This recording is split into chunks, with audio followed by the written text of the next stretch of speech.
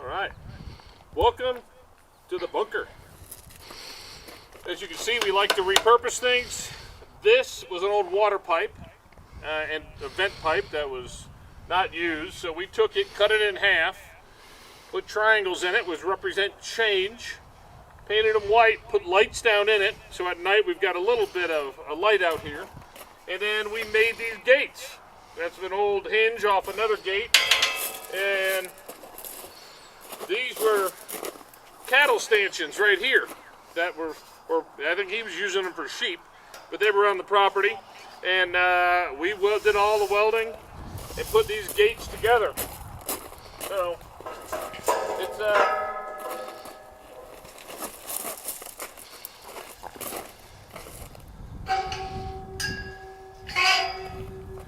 turned out to be a great fit and very secure. And they're going to be here forever. One of the lessons that we teach guys here is to take a longer perspective.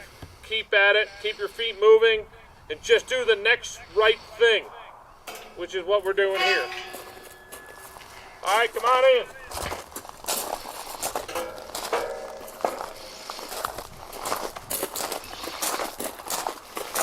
We wanted the bunker to have kind of a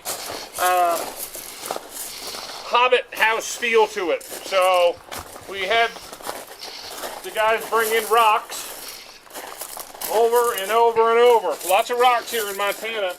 So we're going to finish covering this up to make it look like the lower area of the bunker is actually embedded in rocks or a quarry. We also get antlers and bones and that kind of stuff. Whenever we see some, we like to bring it in. We'll use them later, but kind of gives you that ominous feeling, you know. But,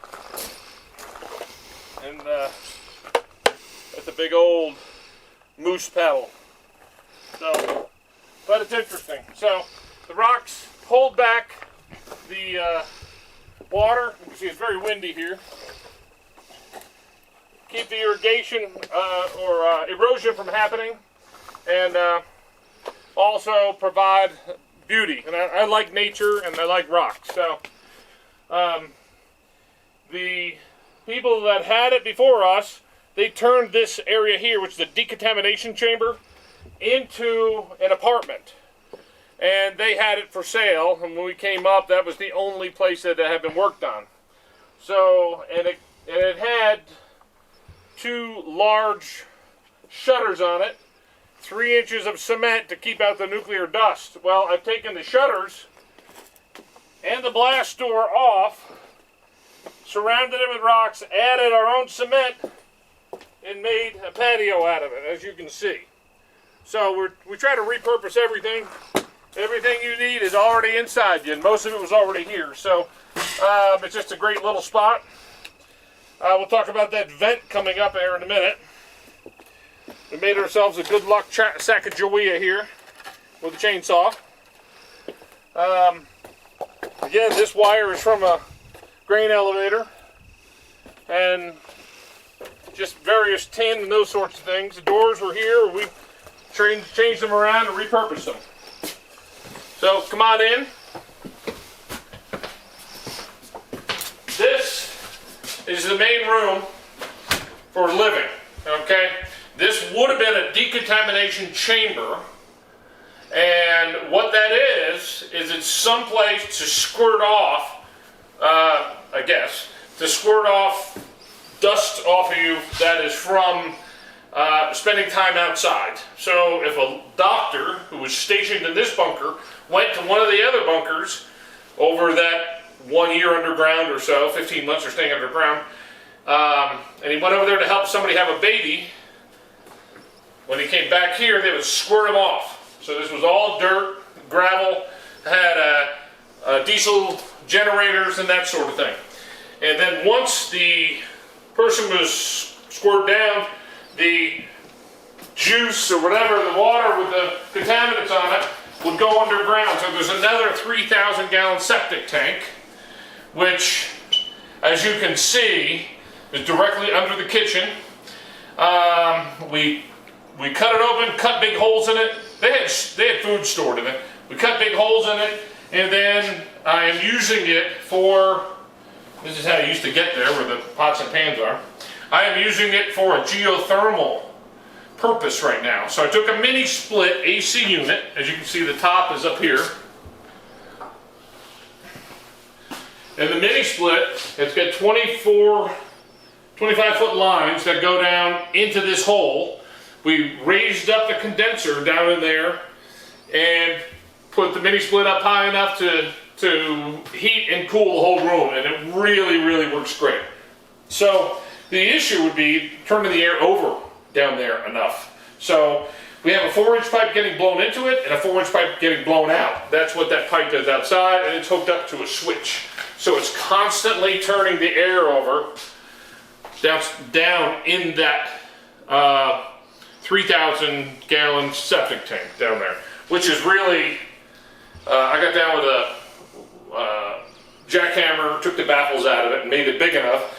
It's about 53 degrees down there all the time. So we pull cool air out of it in the summer, and we add cool air to it in the winter. And so we're really using it to keep the space cool. So, as you can see from the roof here, from the original roof, we've got a couple pictures of the original bunker, the cement, and now we have it, what it looks like now, and it's about 13 inches of cement above us, and this was just the entryway to the main bunker. If you watch the show at all that we filmed here, you can see how crazy and dirty and everything, you know, it's just rough. So, but this kitchen has been through it all, and we're still here, still operating. The old counters and so forth that he put in have really worked out. So, this is a modified version of the blueprints where you can see that if you look at this half, this is the area where we are right now. We're standing right here. That used to be the wood stove that we removed, and we've added 2 rooms here. So this is one spot, the curved roof area, and this is the entry to the living area, the bunker. And this is from the top down. So if we look at it from the side, this is the bunker. This is the prayer and meditation room. It's where they would eat and those sorts of things, if they ever had to. This is the second floor, and this is the basement where all the food was. 45,000 pounds of food. Crazy. This is an end shot. So we can see this is the room entering, this second floor, this is the basement, and this is the top. This is all cement right here. And when they originally built it, these foundations here had to be really strong, because if it, you know, like the Italians really figured it out, the pressure is not just down, but with a dome, it's out. So, yeah, these are really heavy duty. So that's the blueprints of it. And then when I saw it, I realized, you know, what went through my mind is there's $1 million worth of cement in the ground. So can I use this as a deck for this? And this was a lot of dirt out here, and there was a stove, a pipe coming up, and a lot of other stuff. And my answer was yes. And so I got with my buddy, excuse the coffee stains, and my architect friend, and I said, can we draw it up? So this is the dome. This is the house I wanted to add to it, where I could get sun during the winter, a little bit like an earth ship, and keep the upstairs heated because it's such a huge space, and keep the whole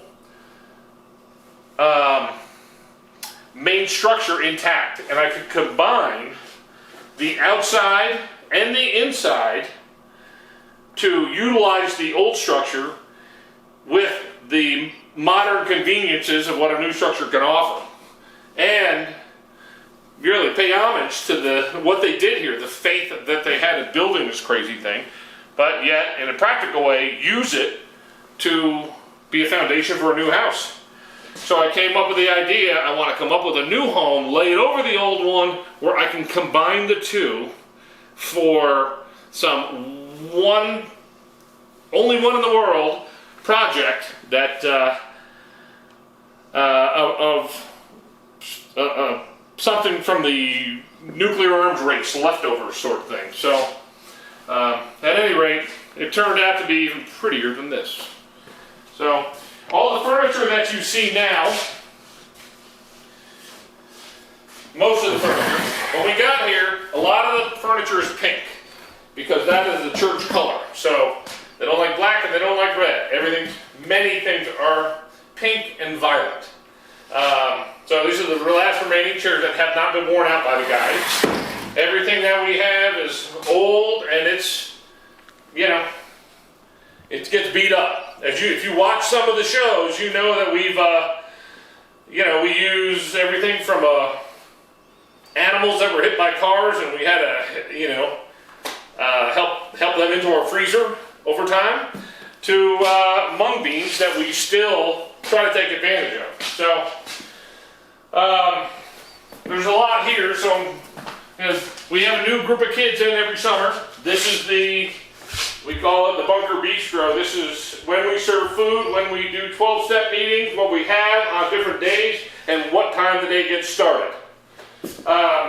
Lots of books. These are leftover books from when the end of the world was going to happen. We've got lots and lots of videos and tapes and lots of chanting, lots of posters. This is the main promotional piece from the church. Crazy, crazy, but who knows who's right? You know? So we have many things left over. Not only, besides the furniture and all the equipment, we had lots and lots of food. But like I said, I'll show you the basement where the food was. But since we're here, we still eat lots and lots of mung beans. They were way ahead of their time. They had no idea that this would be the main ingredient in Impossible Burgers.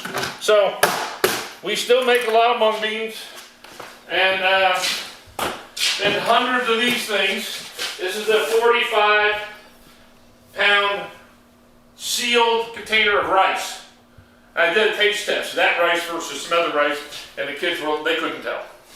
So a little bit of everything, and it's endless of what's here. We still use that too. It's 32 years old. Do I tell the kids? Maybe not. But they don't even know the difference when I'm making Thai. Or, here's my favorite. I don't even know how this is possible. Margarine? Really? Margarine powder. Just add water. Many of those. Sesame oil. We threw away probably 200 of those. And then lots of olive oil. This stuff's all bad. It's more or less there for decoration. But we had 5-gallon buckets of soy sauce that we kept, we still use. It's all just salt. And miso, and many, many things that we use with the kids. So, which we pay the kids a decent wage during the summer, so we try to not give them the money so they have something at the end of the money when they get restarted with a car or whatever. We pay for them to get out here. We pay for all their food, and we take them to a meeting every single night, but they got to do the work that we're asking them to do. So we've had about 40 kids through here, the bulk of which are clean and healthy and doing well. And sometimes it takes a minute, but what we do here is not forgotten. So it's working. At any rate, wood stove used to be right here. And we put in our little geothermal mini split, and then we needed someplace to sleep here, so we just added these two rooms. We got these windows that have an old a bank that they were taking apart. Internal, so we need to get little portholes here, and these are just bathroom fans we have just to push some air in here. So, yeah, and we're constantly finding new stuff. Like, this was here. And why would they need a flamethrower? You know? Is there any reason why? We use it as a doorstop. So we've recently added this, and we pay respect to the church. That is Saint Germain, and that's Jesus, and they are both instrumental in the church beliefs. So, you know, this is where there was a big vaulted, a big door that kept the distance between the decontamination chamber and the living area. And this happens to be a little gift from the folks when we started the show. Montana Society is one of my old mug shots here. As you can see, when I was young and dumb, screaming at the policeman. He told me not to scream, which, you know, of course I was going to scream more. Anyway, and Montana is an acronym. Men of New Thought and New Awareness. We're trying to open the minds of these little dudes. Because I was one of them. I was the broken little guy. At any rate, as you see, this is the bathroom here.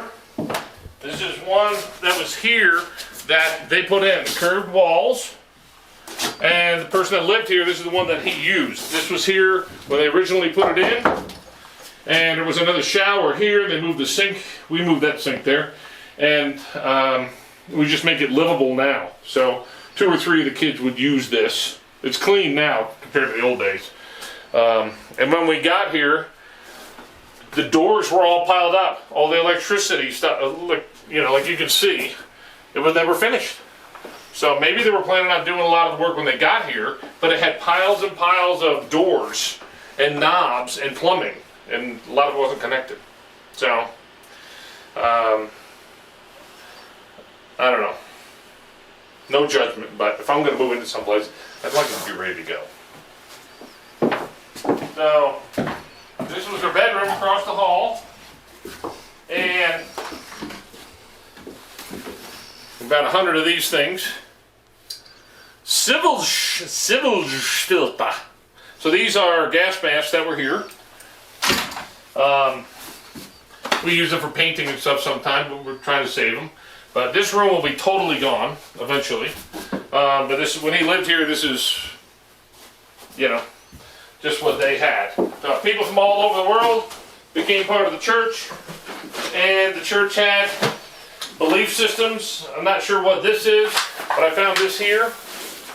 It's this is biblical sayings. This is, you know, cosmic. This is what year you were born, and when, and how, and what, and it is I don't know. It's crazy. I don't know if you want to use this in the show anyway. You know, you might not want to upset anybody, but anyway, it's a different way of looking at life, that's for sure. So, and if they didn't believe that, I would not have gotten a great deal on the bunker that I got. So, yee-hoo! Thank you. So, took me a minute, but I found the ultimate bunker nightlight. Is that not the coolest thing in the world? Phew, I'm still in love. So, alright, this is the basement. They studied iridology, so lots of eyeball pictures around. So, this is all my stuff down here now, but you can see just how serious they were. So, these are earthquake plates, and as you can see, super well built.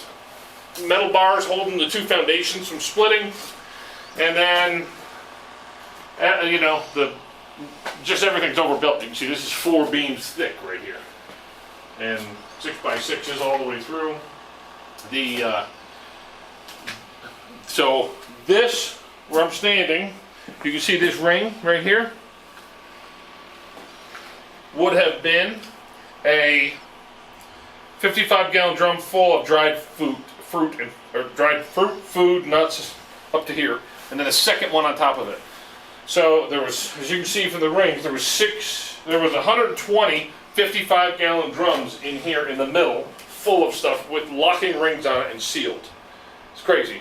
And then all the way around were 50-pound bags of lima beans, black beans, mung beans, and thousands of pounds of rice. All in all, it was 45,000 pounds of food that he left. We loaded the cellar up with 12,000 pounds of food. The only thing that he took was honey, soy sauce, pickles, or vinegar, and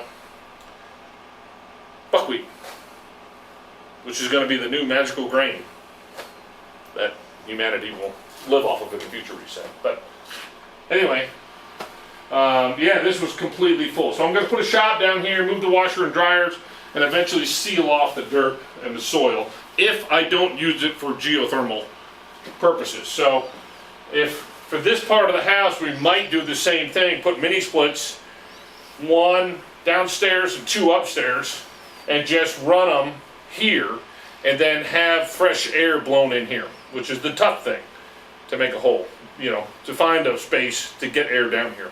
Because right now we're about 20 feet underground. So, and since we're here, a lot of this stuff is left over from them. Just, okay, this is all medical stuff. Just happen to be sitting on top is silk, which is black braided, it's catgut. So it's this is for sewing up, which I've cut myself a few times here, and we'd actually sew ourselves up instead of driving the hour.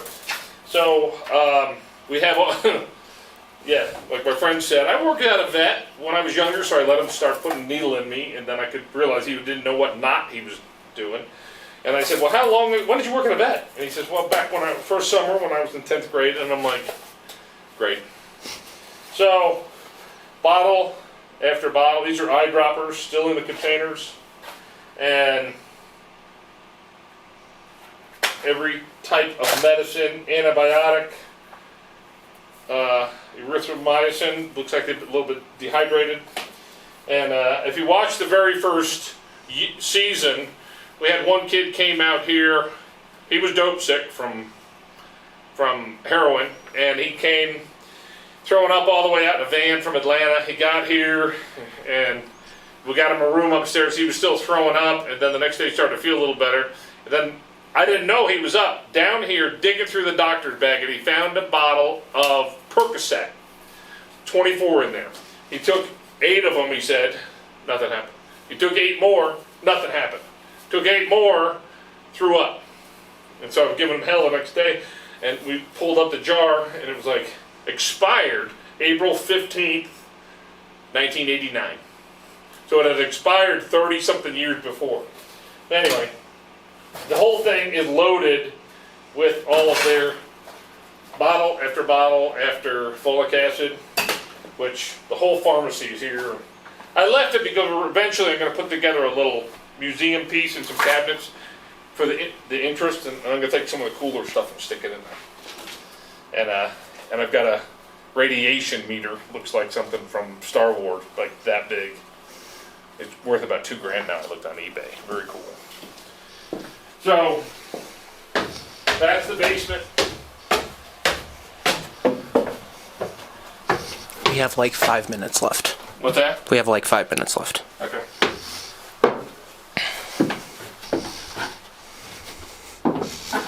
Downstairs bathroom. These were originally, I try to get the kids to always remember this, click on the light, and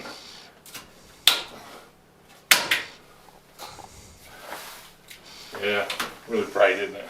Anyway, life is an adventure. And owning a bunker and digging in a bunker, that is to me an adventure. Wearing my plastic cowboy hat, my thrift store shirt, that's an adventure too. So, look at this. I find this really interesting. So, page wire, that stiff stuff used for cement, plus burlap, and then behind it is a layer of plastic. Behind that, they would wire in a row of 5/8 rebar, which is pretty thick, and then beyond it, a layer of 3/8. That far, 5/8 is about that far, 3/8 is about that far from here. And then they laid it on this giant bird cage. Do you see that square beam up there? That's about a 6, maybe a 7" by 4", 7" by 3". And then they bolted that into these curved I-beams to make the frame to lay this on top of. So a huge dome with the internal frame holding it up until the cement hardened. So that's amazing. I don't know how much it would cost to put this thing in today, but it's nuts. And they were very thorough with it, and they overbuilt the poop out of it. It's nuts. Well, we took down one shower. We used it as a laundry room. They had a giant water system in here, which we're still using. And they had 3 showers and some more back here. Another water filtration system. We took all that out, and we're going to make this more of a, it's going to have an area you can go into the shower and have your own little area to change in. So it's a room within a room. We're going to do that with 3 showers and 3 toilets. So it'll be a unisex spot with plenty of privacy. But so the air from here gets pulled out into a hole upstairs, gets blown up through the back of the next bathroom and out that vent that the mule deer kept running into. So it pulls the moist air and the stuff that the fan blows over there into that channel all the way out. So yeah, like still, I think we had 20 of these, and this stuff is like cleansing stuff. It's like $50 a gallon. You know, tons of it. 500 gallons of other stuff, and then more. You know, what is it? Melaleuca, tough and tender. But so many gallons of this stuff. Everybody wanted to contribute to the bunker back then, so the stuff just piled up. We've got a saying here when we bring kids in, and we say, hey, go find me a back scratcher, or go find me a fly swatter. See if you can find me a battery tester. Whatever, they find them. And there's an old saying, the bunker will provide. So, which it does. Anyway, down the hallway to the sleeping quarters. This is where one person is staying now. We just had the musician here for the party, and this is where he stayed with his dog. But this would have been 12 to 14 people packed in here. It's hard to believe that it's that tiny, but the bunks, everything was marked out. The bunks went right here all the way up, and they had this, an old stretcher, army stretcher was in here. But it's amazing how they had them crammed in here. And they had it broken down to children, how tall your children are. If your children were smaller, then you got a discount, and how much a family would be. But it was all totally worked out. And many, many bags of clothes that were here too, that were in the walls from different families that had names on them. So they were very prepared. So 20 seconds. What's that? 20 seconds. 15. Oh. So, cut it here.